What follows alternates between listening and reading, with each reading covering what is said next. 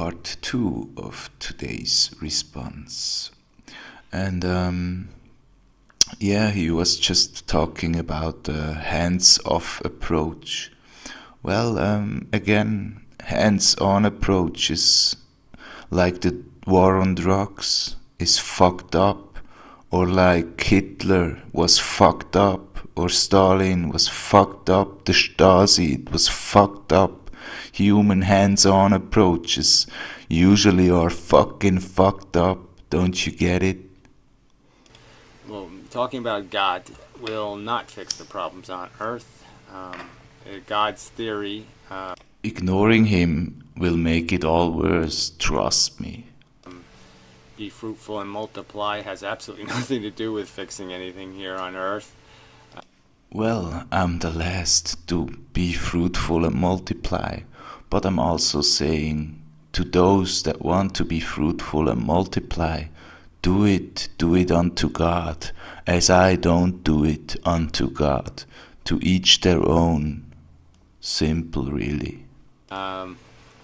It just won't get the job done. It's not pragmatically or in any way a practical, implementable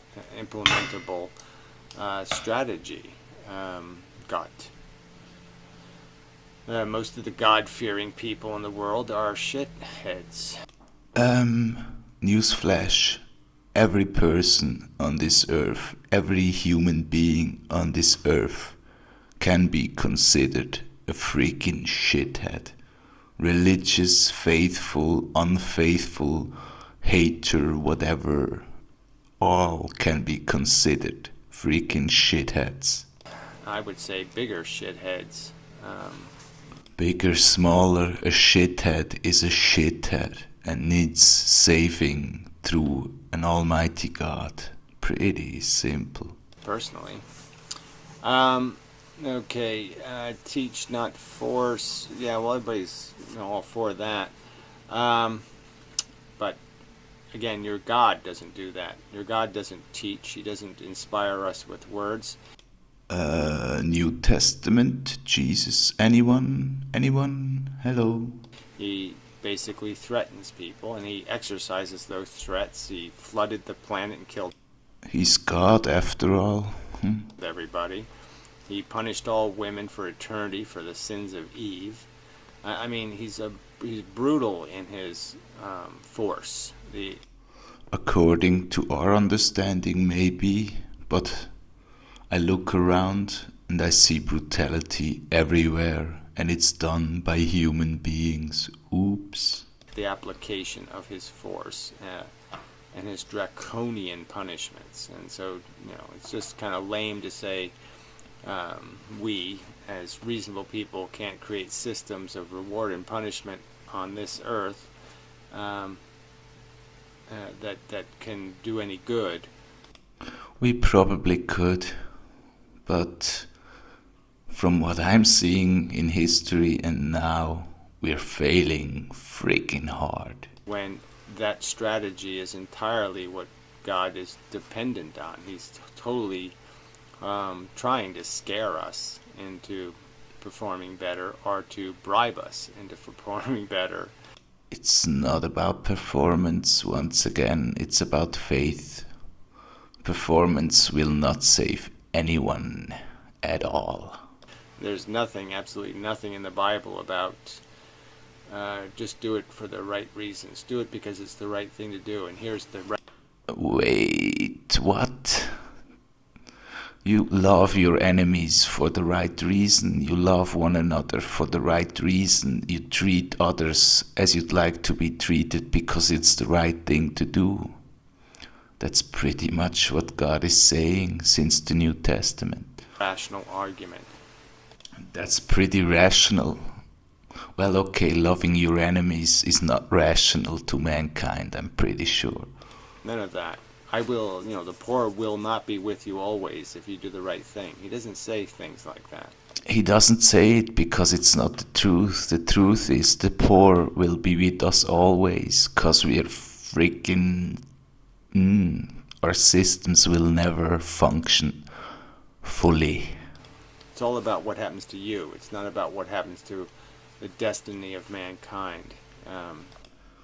It's all about what happens to mankind's souls, according to me. What happens here, and stays here, and rots here.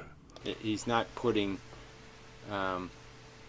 he's not obliging the parents to do the right thing by pointing out how it'll benefit the children. He's talking about punishing the parent or punishing or rewarding the parent, and that's the wrong. If you really were motivated by principle, the argument would be the principled argument. Do it for the future. That would be the argument. Like I'm recycling for you people's future and stuff, because it's the right thing to do for the right reason. So then he said some sort of bottom line. He doesn't have any children. It's not his problem because he didn't make children. And again, I've made this argument thousands of times, but it really doesn't matter. Having your own children doesn't change anything in terms. It only changes it for me. I wouldn't want to grind my children through this mill on earth. I wouldn't. With ignorant people, God-hating people, God-ignoring people. I wouldn't want it on my loved ones at all. Does that mean I'm gonna be the worst I can be and destroy the earth for the rest of you? Nope, not at all. Quite the opposite. In terms of the real game we're playing, it doesn't change your responsibility to the idea of children. Exactly, it doesn't. Concept of a child. It doesn't change the property of the children that exist. This my crap is just crap. What exists and what will exist is the thing. Is all of our responsibilities. We are the past to the future. Absolutely. Your souls matter. The souls of the future matter. That's what matters. This lifeboat will not be here forever. And we're going to make their bed, so to speak. The future will lie in the bed we make. I know. Tell that to the world. That's what I'm trying to do. And it really doesn't matter whether it has any of my personal genetic code in it or not. I mean, nothing could be considered, in my opinion, more irrelevant than whether or not any of my cellular structure is, manifested in future generations. I could care not. I could care not either, but I still do care. It would be a lot harder to see my own children suffer, because then I would know I was hands-on, a total failure even, or that I that I brought souls into this world that is so ignorant, especially towards God. How could I do this to my loved ones? I couldn't. But yeah, overall, I am trying to recycle and do this and that for the right reasons, for the future, for your kids, for your youth. I try to be the odd one out. Well, I don't even try to be. I am the odd one out that screams or cheers for faith and faith alone in this faithless world. All right.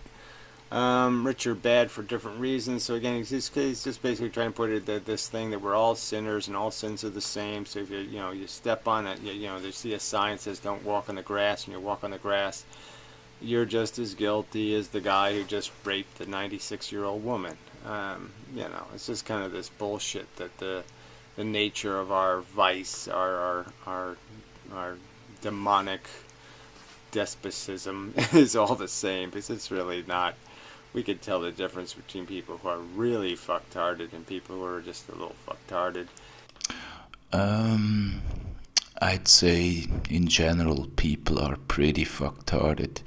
And yeah, there are even people that aren't as fucktarded. That's why Jesus came for the sick and not the unsick, so to speak. And off to part 3.